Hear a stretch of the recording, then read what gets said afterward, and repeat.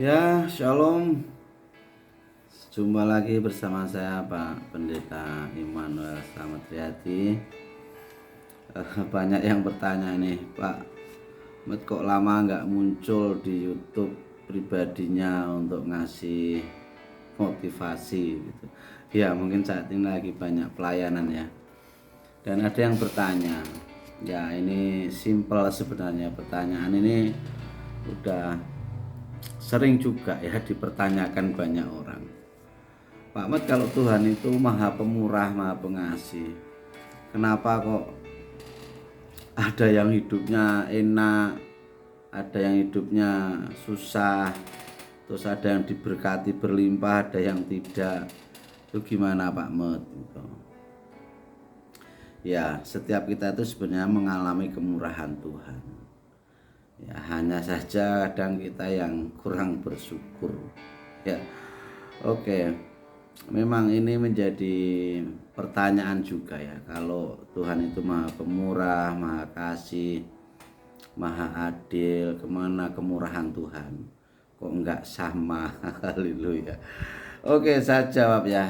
Saya bacakan dulu satu firman Tuhan ya. Saya ambil di Mazmur ya, Mazmur 30 ayatnya yang ke-5 dan ke-6. Ya, beginilah firman Tuhan. Nyanyikanlah mazmur bagi Tuhan, hai orang-orang yang dikasihinya, dan persembahkanlah syukur kepada namanya yang kudus. Sebab sesaat saja ia murka, tetapi seumur hidup ia murah hati. Sepanjang malam ada tangisan, menjelang pagi terdengar sorak-sorai. Haleluya, amin. Ya, oke, saudaraku yang terkasih ya. Saya paskan dulu kameranya ya. Jadi begini saudaraku ya. Banyak sekali yang tanya, apakah kemurahan Tuhan itu untuk semua orang atau hanya untuk orang-orang tertentu? Tentu saja setiap kita umat Tuhan, anak-anak Tuhan itu akan mengalami kemurahan Tuhan. Jadi kemurahan Tuhan itu untuk semua umatnya. Ya, kalau kita simak tadi di Mazmur 30 ya, khususnya di ayat 6. Kalau di ayat 5 kan kita harus mengucap syukur dan memuji Tuhan.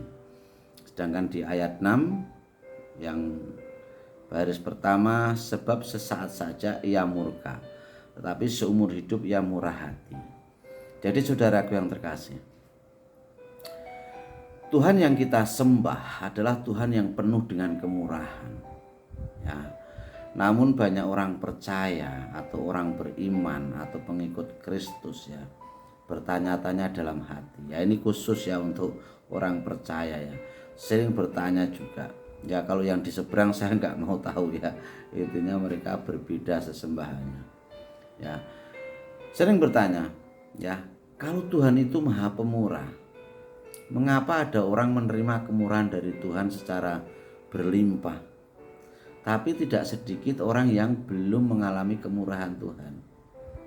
Nah, itu menunjukkan bahwa sesungguhnya kemurahan Tuhan tidak secara otomatis diberikan begitu saja kepada semua orang.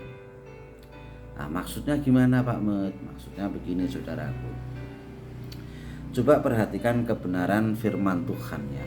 Kebenaran Alkitab berkenaan dengan kemurahan hati. Kemurahan hati Tuhan maksud saya. Ya, itu ada tertulis begini firman Tuhan. Siapa yang menyembunyikan pelanggaran dan meninggalkan akan disayangi. Ya, Amsal 28 ayat 13. Sekali lagi saya bacakan. Siapa menyembunyikan pelanggaran dan meninggalkannya akan disayangi. Jadi yang meninggalkannya pelanggaran itu akan disayangi. Maksudnya apa? Artinya begini.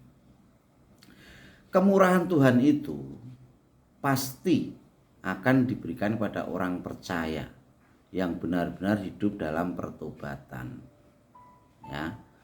Jika kita telah berbuat dosa, lalu kita datang pada Tuhan, ya, mengakuinya dan memohon pengampunan kepadanya, ya, serta berbalik dari jalan-jalan kita yang jahat dan mengikuti jalan Tuhan, Maka firman Tuhan mengatakan, maka ia adalah setia dan adil, sehingga ia akan mengampuni segala dosa kita dan menyucikan kita dari segala kejahatan. 1 Yohanes 1 ayat 9. Jadi saudaraku yang terkasih, inilah yang membuat orang beroleh kemurahan dari Tuhan. Ya. Contoh Nabi Daud. Ya. Apakah Nabi Daud itu orang yang soleh terus yang tidak pernah membuat kesalahan? Oh, pernah. Ya. Kalau saudara baca di kitab 2 Samuel ya, pasal 11 ayat 1 sampai 27. Nanti saudara baca sendiri gimana kisah Daud ya. Jadi ini ada perumpamaan begini. Ya, ini sambil sedikit intermezzo aja ya. Suatu ketika Nabi Nathan itu cerita kepada Daud. Nah ini kita pakai bahasa kita aja ya, nggak usah yang terlalu formal supaya saudara nanti memahami. Nabi Nathan ini ngobrol dengan Daud ceritanya. Daud, ya ada apa Nathan? Iki kono wong ya, ada orang wis pitike akeh ya, ayamnya banyak, tapi masih ngambil ayam tetangga. Padahal ayam tetangga itu cuma satu tok til. Udah gitu ayam itu ditunggu telurnya supaya bisa dimakan. Diambil sama tetangga yang udah punya ayam banyak itu. Coba gimana itu? Wah, Daud gayanya marah. Wah, kurang ajar sekali itu. Suruh bawa sini orang itu. Saya hukum dia. Ketakin dasi gitu. Atau saya pukul kepalanya nanti. Orang kayak gitu model apa itu? Enggak tahu sopan santun, enggak tahu etika, dan enggak punya perasaan. Udah punya ayam banyak, ayam tetangga satu aja diambil, dicuri gitu. Siapa orangnya? Waduh, gayanya Daud ini kan, ini gaya intermezzo ya.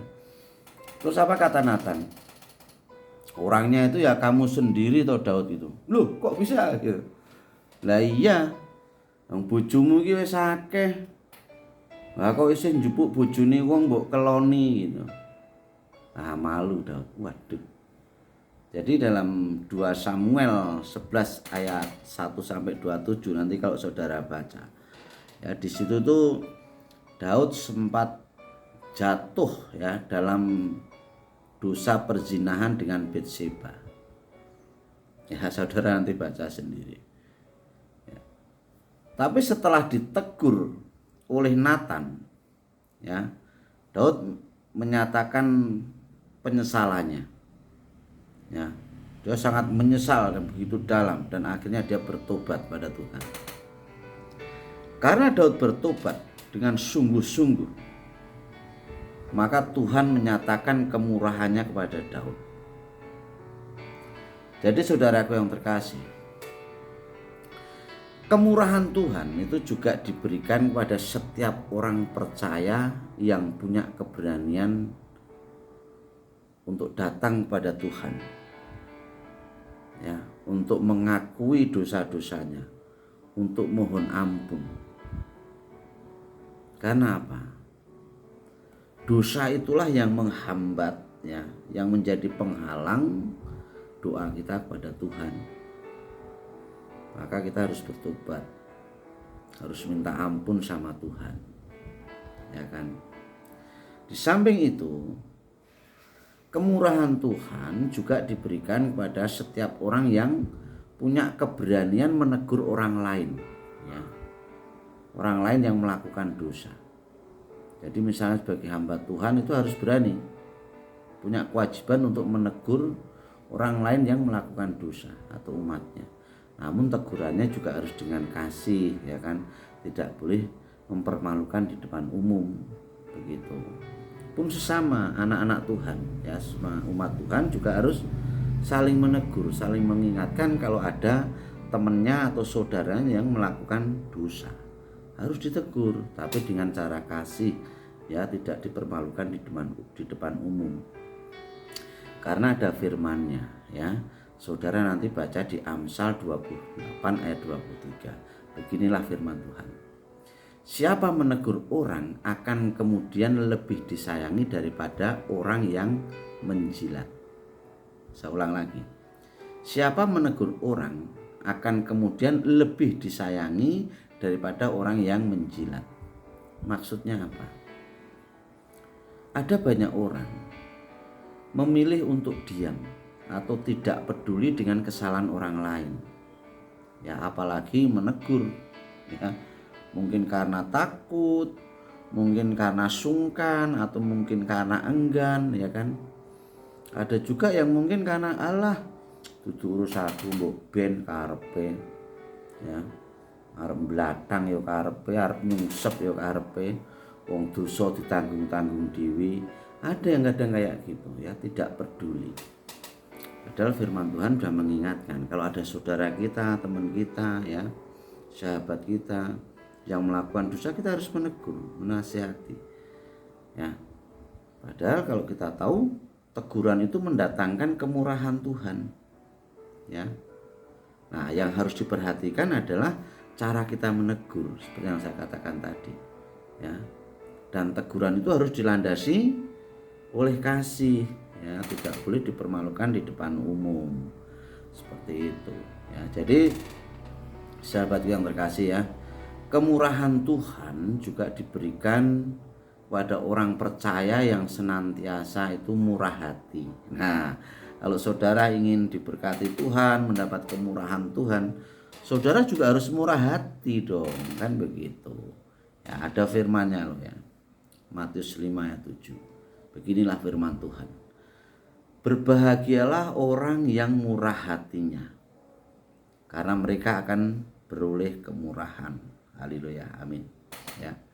Jadi saudara yang terkasih, murah hati itu berarti memiliki empati tinggi terhadap orang lain dan suka menolong orang yang sedang dalam kesusahan. Saya kasih satu perumpamaan, ya, atau analogi. Kalau zaman dulu, ya, kalau sekarang mungkin orang udah pakai PAM, ya, atau PDAM, ya. Kalau dulu waktu saya masih kecil, ya, itu ada yang namanya sumur. Ya, sumur saudara tahu, ya. Dan sumur itu pasti kan bersumber, ya. Kalau zaman dulu sumber air itu, sumur itu benar-benar bening, ya. Nah, saat sumur itu setiap hari ditimba, ya, dan tetangga kanan kiri boleh mengambil, ya. Kalau dulu tuh pakai kelenting tahu nggak, ya, yang untuk bawa air itu, ya, atau ada juga yang pakai ember, ya. Jadi zaman dulu itu tempat saya tuh sumur belum begitu banyak. Jadi tetangga kanan kiri itu sering ngambil air, ya, di tempat saya gitu, dengan ember, dengan kelenting, dengan pikulan apa, ya. Ya, untuk keperluan sehari-hari, untuk minum, untuk masak, ya, bahkan untuk mandi. Banyak tetangga kanan kiri setiap hari ambil air. Apa yang terjadi? Air itu semakin bening. Setiap hari diambil semakin bening dan bersumber terus, bening terus, ya. Namun setelah adanya PDAM, ya, terus sumur itu jarang dipakai, ya, karena adanya PAM dan sumur itu jarang dipakai. Akhirnya air itu menjadi bau, tidak bisa dipakai, dan air itu ya tetap segitu aja, nggak bisa meluber sampai naik, enggak, ya cuman segitu, nggak bisa dipakai lagi, ya, bau airnya. Jadi saudaraku yang terkasih, saat kita murah hati, ya, mau membantu sesama kita yang sedang kekurangan, yang sedang mengalami kesulitan, atau membantu anak-anak yatim, ya, Tuhan akan memberikan kemurahannya berlipat-lipat dan kita tidak akan pernah kekurangan. Percayalah itu, ya. Namun saat saudara istilahnya pelit, medit, udit, ya, hanya segitu aja, bahkan mungkin akan nggak bertambah lagi, malah bisa juga nggak kepake untuk hal-hal yang bermanfaat, ya. Jadi kalau orang yang pelit, metitit, udit-udit, rekitit, ya kan. Bisa juga saat dia menabung banyak karena saking pelitnya, ya, dia tidak bisa menikmati. Bisa juga dia karena sakit uangnya habis untuk berobat, ya, atau kena masalah apa, nggak bisa kepakai malah. Kadang-kadang belum dipakai orangnya sudah dead, bayangkan, kan kasihan. Jadi intinya begini, kemurahan Tuhan itu diberikan kepada siapa saja. Jadi saat doa kita belum terkabulkan, mungkin kita masih mempunyai dosa-dosa kepada Tuhan yang belum diselesaikan. Maka perlu bertobat, karena dosa itulah yang menghalangi atau yang menjadi penghalang doa kita kepada Tuhan. Ya, yang kedua, jangan sungkan untuk menegur saudara kita atau teman kita atau sahabat kita yang saat mereka melakukan dosa. Tegurlah dengan cara kasih, dengan cara baik. Dan yang terakhir, yang ketiga, kalau saudara ingin mendapat kemurahan Tuhan, maka saudara harus murah hati, ya, saudara harus murah hati. Jangan pelit, mendidit, udit-udit, ya. Kita harus murah hati. Namun kita juga harus pakai hikmat Tuhan, ya. Jadi mungkin itu yang bisa saya sampaikan. Jadi satu kalimat lagi sebagai motivasi. Orang yang berlaku sesuai kehendak Tuhan pasti mengalami kemurahan dan rahmat Tuhan. Dan pasti orang itu akan diberkati oleh Tuhan. Haleluya, amin. Mungkin itu saja, ya, sahabat yang terkasih. Jumpa lagi di video yang mendatang. Tetap semangat, tetap positive thinking, tetap bersyukur, jaga kesehatan. Ya, Tuhan memberkati. Shalom Maranatha. Haleluya. Amin.